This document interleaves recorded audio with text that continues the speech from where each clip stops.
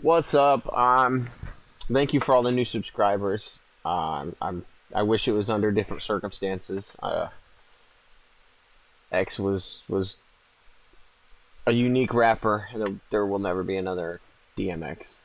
Uh, but with that said, he's now with the Father. He's not suffering anymore. But that's not why I'm making this video. I'm making this video to show you what optics mean and what they represent, especially media optics. All right, who would do such a thing? Who would oppress this little tiny girl with the boot on her head?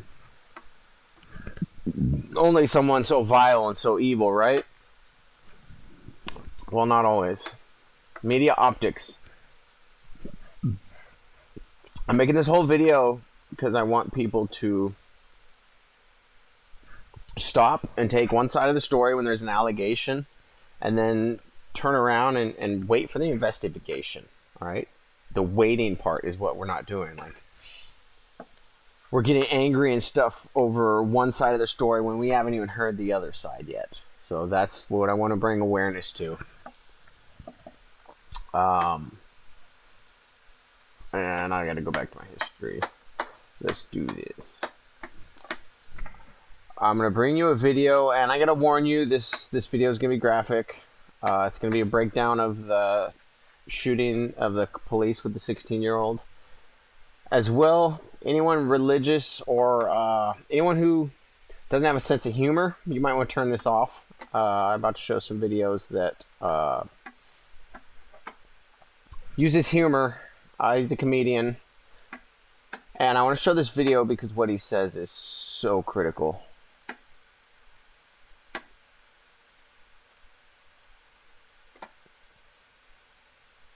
Jesus Christ, watch out, because Shaun King is coming. This week, transracial civil rights activist Shaun King, or as some of you know him, Talcum X, tried to cancel the most hateful, violent, evil racist of them all. Jesus? Yeah, Barack Obama tried to take down the King of Kings, the white one specifically. Unfortunately for him, he's 2,000 years late, or what's commonly referred to as CPT. Pale Sharpton tweeted, "The statues of the white European Jesus should come down. They are a form of white supremacy and always have been." First of all, for someone who crucifies white people for a living, I assume he'd appreciate the imagery. Secondly, he kind of has a point. Certain groups have used Christianity to oppress people, slave traders, the KKK, jewelers, but white Jesus is always a form of white supremacy. Martin Luther Cream, what the fuck are you talking about? Shaun says in the Bible, when Jesus wanted to hide, he went to Egypt, not Denmark. That is true. Probably because Denmark didn't exist, but I think the brilliant revelation Thurgood Marshmallow was trying to make is that Jesus wasn't white. Hey, Shaun, no shit. He was from Nazareth, aka Palestine, aka future Israel. He looked more like Osama bin Laden than Jared Leto. You know why Jesus had to walk on water? Because the TSA wouldn't let him through. Here's an accurate mock-up of Jesus. He looks like quarantine DJ Khaled. I don't know if that's the son of God, but I know for certain he has white sauce hot sauce. So, Shaun is technically white. I mean, right. Europeans did transform the image of Jesus to make him look like he owns a gay cupcake shop. Obviously, he wasn't some bearded, long-haired white guy. Whoa, Chris, you spooked me there, is what those girls said. But did they make Jesus white to oppress minorities? No, they did it to convert white people. Turns out, you can get way more followers if the people you represent think you're one of them. You know what I mean, Shaun? Now, I know what some of you are thinking. If that's the case, other cultures would have done it too. And you know what? They did. All of them. Jesus gets contextualized by every culture he goes to. Check this out. Here's Asian Jesus looking sad because he'll never live up to his parents' expectations. Here's Ethiopian Jesus taking fashion trips from Nancy Pelosi. Here's Indian Jesus, who's just regular Jesus with 4 arms. How the fuck did they crucify him? Here's gay Jesus. Yeah, RuPaul. And Ru knows exactly where he got the drag race from. Look, Jesus reflects whatever culture he's in. So Caucus Garvey, I don't understand why you're coming at white Jesus specifically. If anything, white Jesus should be coming at you. You stole his whole business model. Present yourself as a different race to attract more followers. Collect donations with shady accounting and tell everyone that the white guy that raised you isn't your real dad. At least white Jesus had the decency to cover for his mom. Look, Shaun, I 100% agree that people have used Jesus to do fucked up shit, but to claim that every white Jesus is white supremacy is just dumb. Real white supremacy is occupying land that isn't yours, segregating it, naming it Chaz. Also, Chaz? That doesn't sound like a socialist utopia. It sounds like a lacrosse player you wouldn't leave around your sister. The first depictions of white Jesus are almost 1,800 years old. No, I said almost 1,800 years old. Go away, Chris. Long before modern race relations even existed. It was so long ago, white people were still enslaving white people. Imagine how shitty that soul food was. I agree. A church in Africa doesn't need some Coachella mushroom dealer Jesus. So how about instead of canceling white Jesus, we make more black Jesus? Instead of destroying the stained glass, we just add more stain. Now look, I'm not going to discredit Sean King completely. He does more for social justice than me, and he actually brings attention to some really important issues. But this one, he's doing too much. First of all, who is Snow J. Simpson even talking to? People that don't want to remove Confederate statues are not even going to think about removing white Jesus. It actually works against Black Lives Matter, because now the detractors can honestly say, first they'll tear down the Confederates, and then they'll tear down Jesus. Secondly, it's confusing. You're comparing images of racist, treasonous people with the epitome of hope, compassion, and love. In this case, it seems like W.E.B. Du Blonde wants attention more than he wants change. Listen, Rosa Parks, you've dedicated your life to fighting for people's constitutional rights. Freedom of religion is one of those rights. So you should encourage people to worship any version of Jesus they want, even Jewish Jesus. That's just Jesus. You know what this week has been? A massive overcorrection. From Chaz Dorks canceling America to Justin Bieber being falsely accused of sexual assault. The internet mob is swift, brutal, and doesn't give a fuck about the truth if the lie is more interesting. And you know what? That's what we get. We solely communicate through platforms that are built for information, not investigation. I don't see too many memes about context or nuance out there. And how can you even get nuance in 280 characters? Give a fuck about the truth if the lie is more interesting. And you know what? That's what we get. We solely communicate through platforms that are built for information, not investigation. I don't see too many memes about context or nuance out there. And how can you even get nuance in 280 characters? How can we expect real conversation and dialogue on an Instagram post? These platforms are great for a lot of things, but they have created a major issue.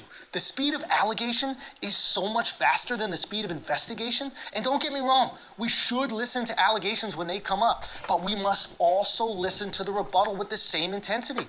I mean, we're at a place where people are guilty until proven innocent. And even if they're vindicated, the apology is always much quieter than the accusation.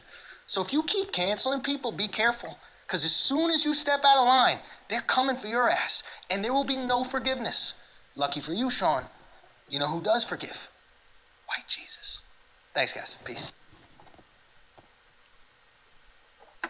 That's such a good message. Such a good message. And I got one more. This is jumping into today's message. And this is why I'm going to say that this is video content restricted.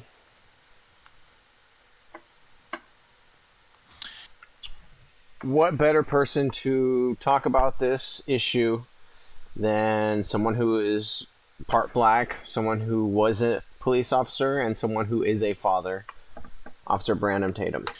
What's going on, ladies and gentlemen, and ladies? I'm live again.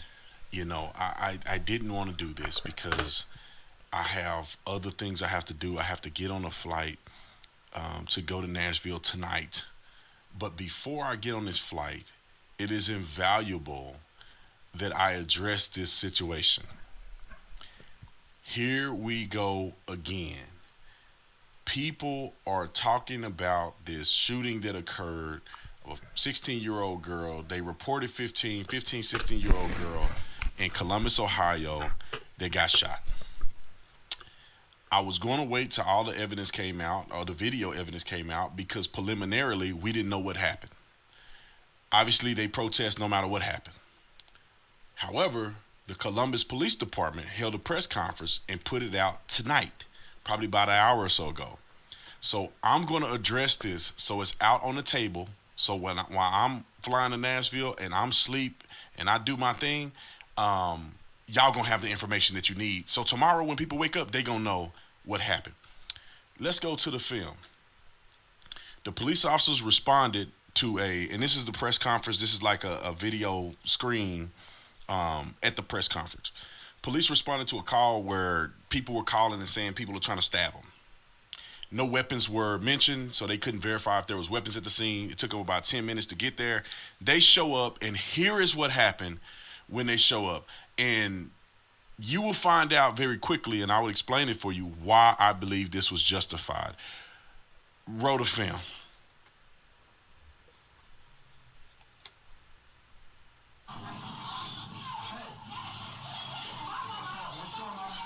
So they pull up. Everybody's standing out here. They don't know what's going on, right? These people standing around, they're standing around. Everything seems cool. But there's multiple police officers that have showed up at this scene. It's not just the cop that got out the car with the body cam. Now they fighting.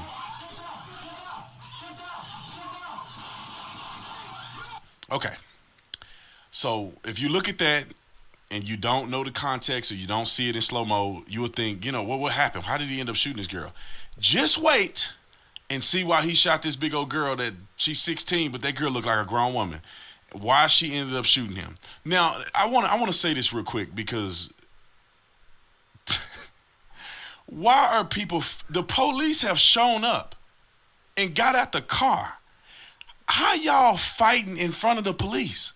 And you wait till you see what she did in front of the police. Roll the film.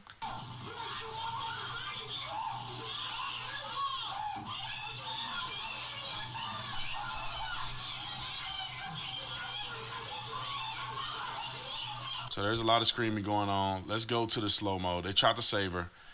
Let's go to the slow-mo cam so you can see what's going on. They slow it down. In front of the cops. This dude kicks her in the head in front of the cops. Boom. Kick her right in the head. These two women are fighting. Did that girl look, she got a knife. This girl is big. She don't look like, they try to make us see, they gonna show a picture, and I don't mean to say this about it. This is incredibly unfortunate. This is horrible that this had to take place. People need to stop cutting up like this. He kicked her in the head in front of the police officers. This big old girl, and I'm not saying weight-wise, she's pretty tall to be a 16-year-old. She pulls out a knife in front of the cops. She pulled out a knife. Look at what she does with the knife. Look at what she does with the knife. She going for this girl's throat with the knife. She's trying to stab her in the head with this knife.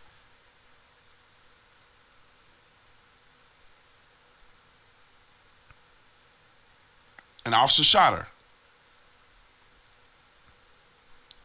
And you say, Brandon Tatum, why did the officer shoot her?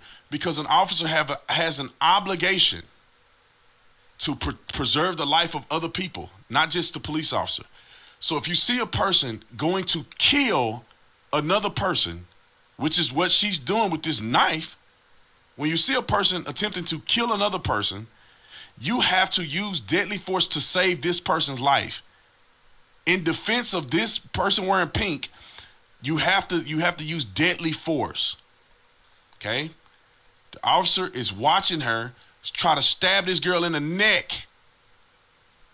And he shoots her, I believe 3 times to save her life. Now, the funny thing is that people are going to come out and protest this, but what about her life? I want to stop right there. Mike's on. Yeah, I want to stop right there and say, if the officer did nothing, let's say he didn't shoot, and that girl stabbed her in the neck, and the girl in the pink died, they would be vilifying this cop for not doing nothing, and they would want him thrown in prison. It's a lose-lose situation for this officer, and it's fucked up. But like, the mob doesn't care about the facts. They only care about anger and revenge, and they're gonna loot because they want to loot. They're gonna steal because they want to steal. They're gonna burn shit because they want to burn shit. And this whole video is don't be a part of the anger mob. She don't matter. She was getting ready to stab her in the neck. She didn't have a weapon. She up on the car getting ready to get stabbed by this girl. But I'm here to help you, because they gonna put out on the news that this girl was unarmed. They gonna have a picture of her when she was 3 years old and try to make her out to be this baby, which she could have been, but not today. This is crazy that a 16-year-old girl is gonna stab a girl in front of the cops, in front of the police. and they had to utilize deadly force against her. Unfortunately. And so I hope that you guys were paying attention.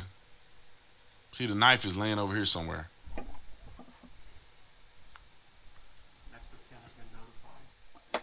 So yeah.